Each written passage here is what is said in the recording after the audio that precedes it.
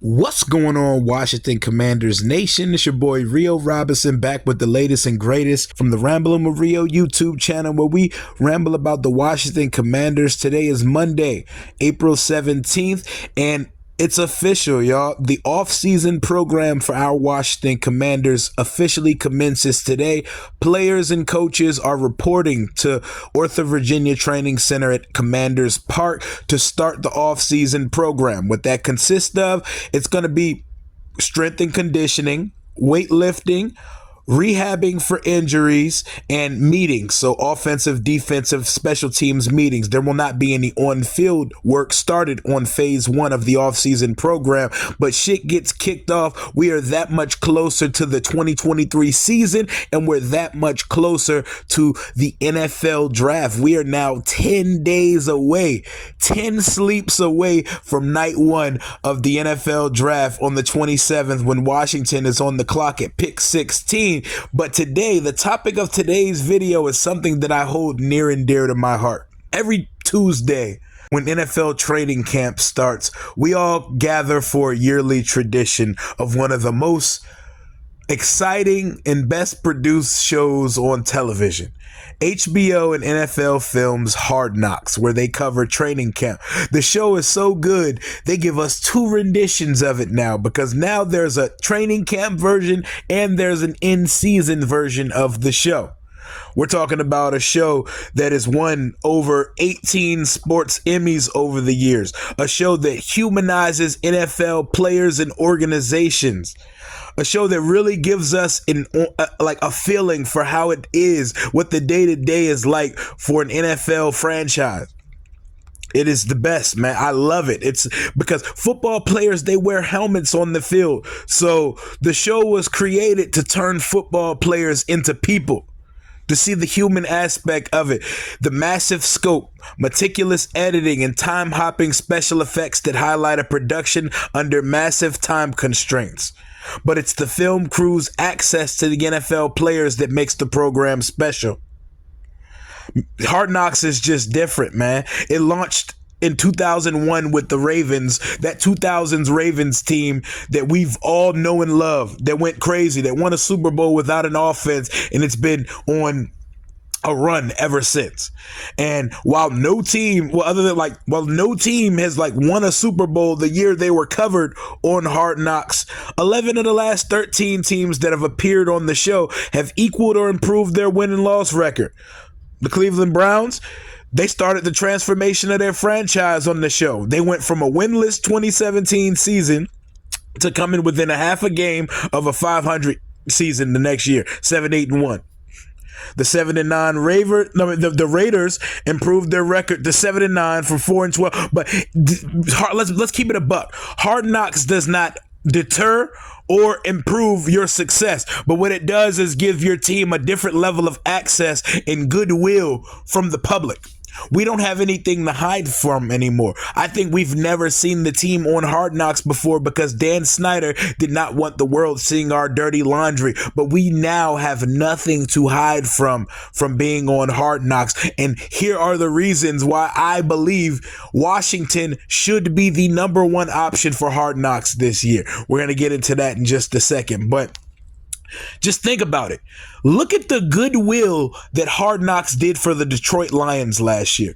We already knew about MCDC, Dan Campbell, biting off kneecaps, all the rah-rah shit coming out of Detroit. But actually seeing it up close and personal, seeing Dan Campbell and the myriad of former players and personalities he's assembled for his coaching staff over there, the camaraderie of that roster who really doesn't have too much exciting things going on, but Hard Knocks made them exciting. They made them watchable. Now we know about Ben Johnson, the offensive coordinator. We know about how exciting that roster is. Hard Knocks will do it.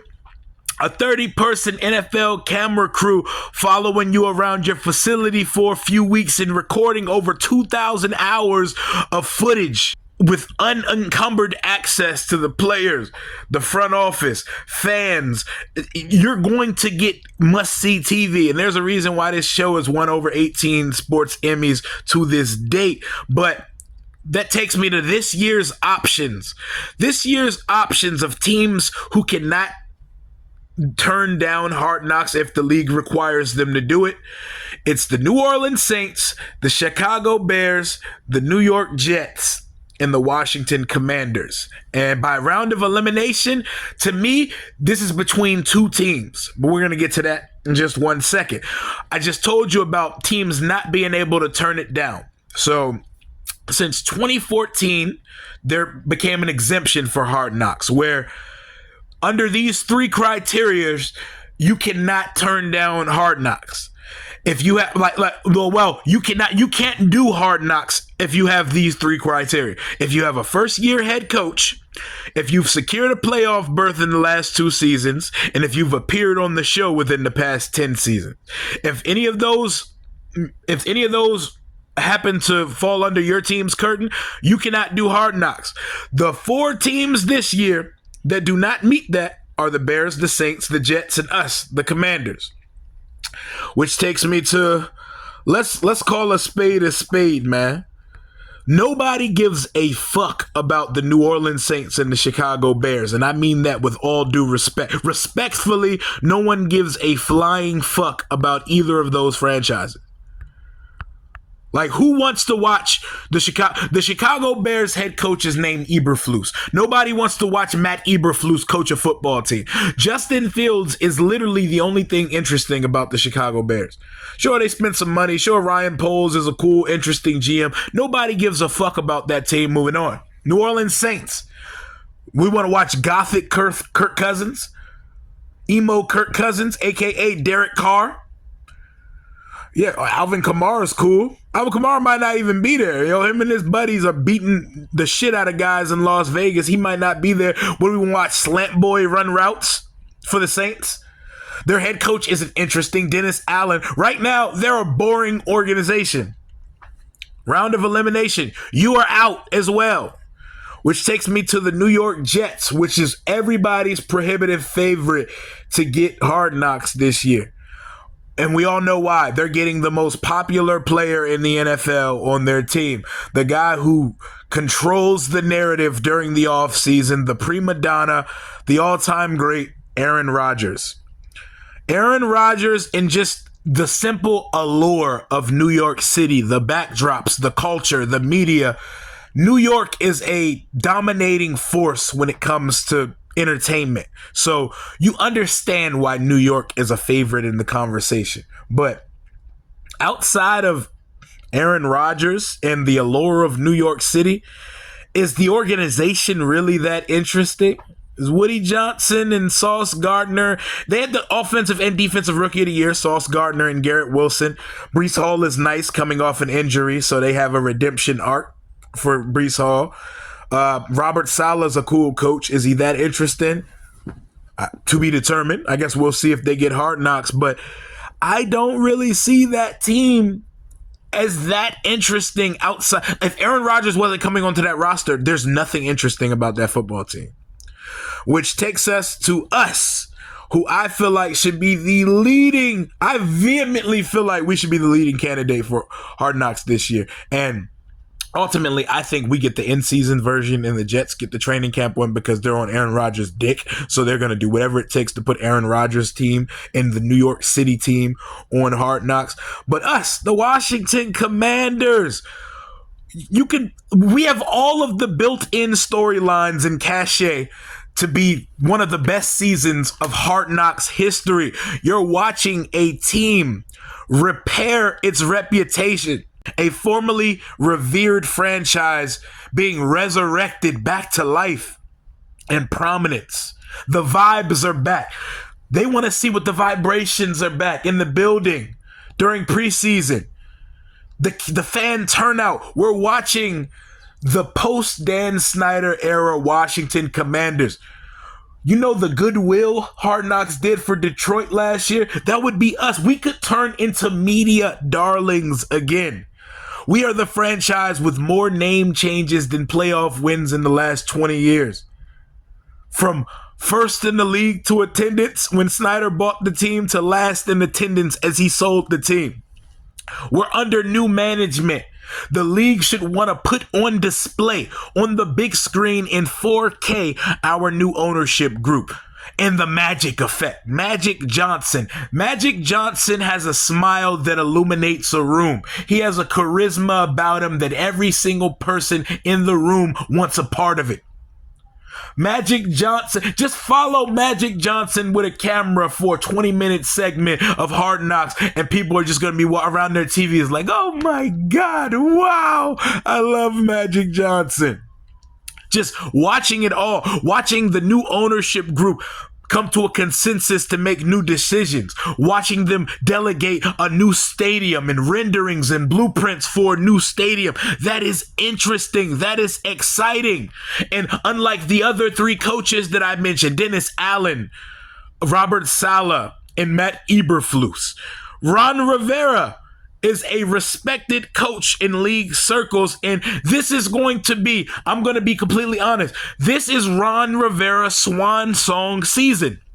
It's his swan song. Under new ownership, how often do you see new ownership come somewhere and keep a coach that hasn't built up an entire cachet of success that makes him bulletproof and it makes him tenable to stay here for the organization? This is Ron Rivera's swan song no matter how this season goes.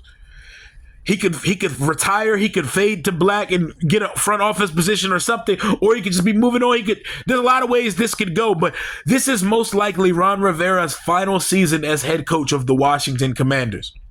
So that's interesting, seeing how Ron builds the culture, how he builds the camaraderie between the players, because if he hasn't done anything here, he's definitely built a culture and he's built a family-like locker room and brotherhood within these players here, which you can tell firsthand in our Commanders Log series that the team has been putting out. Thank you to Julie Donaldson and the content team for the Commanders Log, because we've always wanted that type of first class access to our organization to see how the sausage is made behind the scenes, and just seeing those 20-minute videos makes me believe we would be absolutely fucking golden on Hard Knocks. We have Eric Bieniemy's arrival in DC.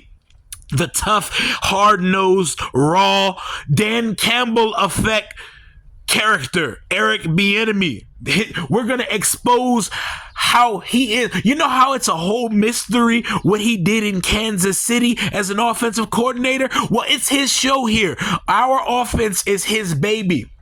He's an assistant head coach, so he gets to be shown off and put on a pedestal for the whole league to see exactly what his offense consists of.